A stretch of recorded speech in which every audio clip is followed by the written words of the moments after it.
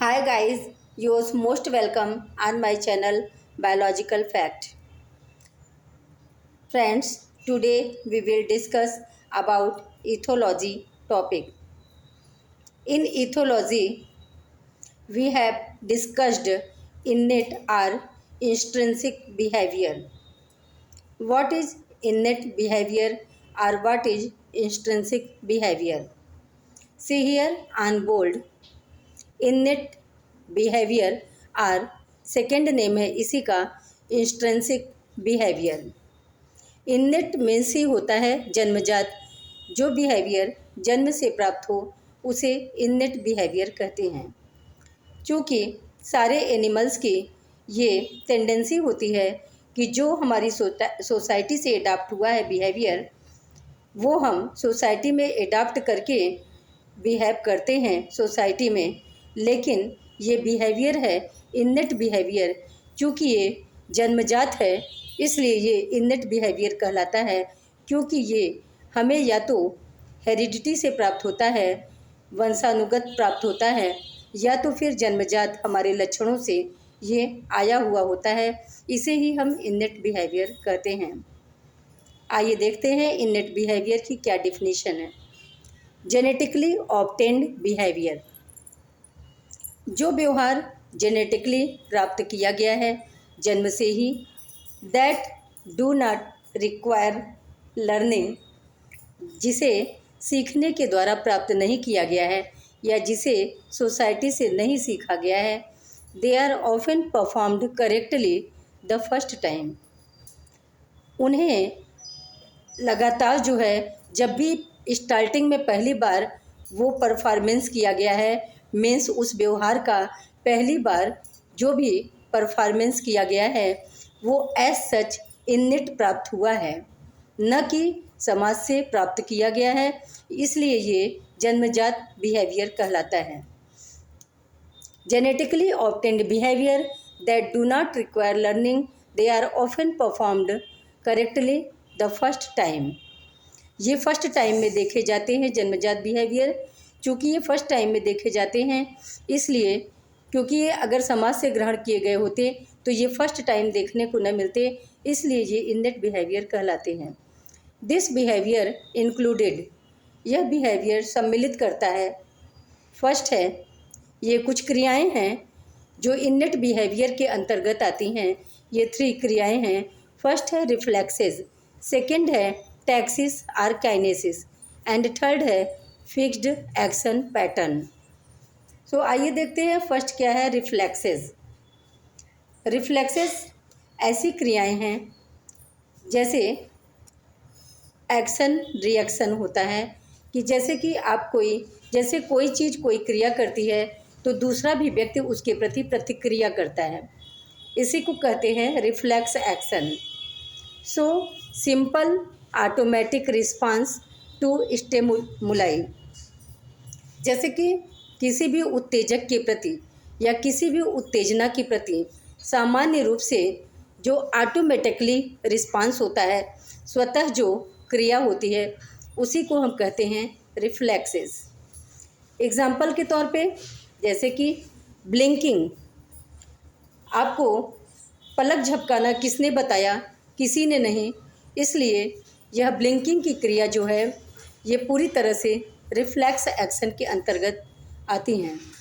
और ये ब्लिंकिंग की क्रिया हमें इनेट बिहेवियर से ही प्राप्त है, हमें ये जन्मजात ही प्राप्त है, तो ये रिफ्लेक्स एक्शन के अंतर्गत आएगा। ये सिंपल होता है, ऑटोमेटिक होता है, स्वतः होता है, अपने आप होता है। रिस्पॉन्सेस टू स्टिमुलाई, स्टिमुलाई के प्रति होता है, और स्वतः भी आपकी जो पलक है वो झपकती है। So that is blinking, means पलक झपकाना जो है रिफ्लेक्स एक्शन के अंतर्गत है। मीन्स ये क्रिया स्वतः भी होती है, और या अगर आपकी आँख में कोई कीड़ा आ जाए तो भी आप अचानक से पलक झपका लेते हो, तो ये दोनों ही क्रियाएं रिफ्लेक्स के अंतर्गत आती हैं। सेकंड, टैक्सिस और काइनेसिस। टैक्सिस मीन्स होता है, ये एक इनेट बिहेवियर है। ये बिहेवियर टैक्सिस और काइनेसिस दोनों ही जन्मजात बिहेवियर के अंतर्गत सेकेंड टाइप हैं। और टैक्सिस प्रक्रिया में ये एक ऐसी प्रक्रिया होती है जिसकी एक निश्चित दिशा होती है, एक निश्चित डायरेक्शन होता है। मीन्स इसमें कोई भी जीव किसी जीव के प्रति इंटरैक्ट होता है या रिफ्लेक्स होता है तो उसकी एक निश्चित दिशा होती है। जबकि काइनेसिस में ज़रूरी नहीं है डायरेक्ट निश्चित डायरेक्शन का होना। आइए देखते हैं taxis or kinesis. Taxis in which movement towards stimulus. Taxis में जैसे कि किसी भी उत्तेजक के प्रति गति होना, उसकी तरफ मीन्स स्टिमुलस की तरफ गति का होना, तो एक निश्चित डायरेक्शन हुआ, इसलिए मूवमेंट टुवर्ड स्टिमुलस की तरफ गति होना मीन्स एक निश्चित डायरेक्शन हुआ और ये टैक्सिस के अंतर्गत आएगा।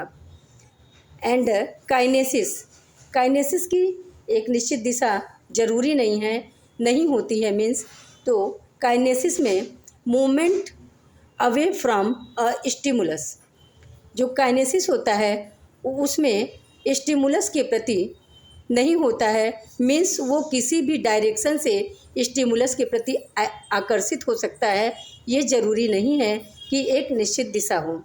सो taxis kinesis movement toward or away from a stimulus. Example के तौर पे that is insects moving towards light. जैसे कि कीड़े होते हैं, छोटे छोटे कीड़े मकोड़े आप देखे होंगे, लाइट की तरफ गति करते हैं, तो वो इनकी क्रिया जो है टैक्सिस की क्रिया कहलाती है। एंड काइनेसिस में क्लियर डायरेक्शन नहीं होता है।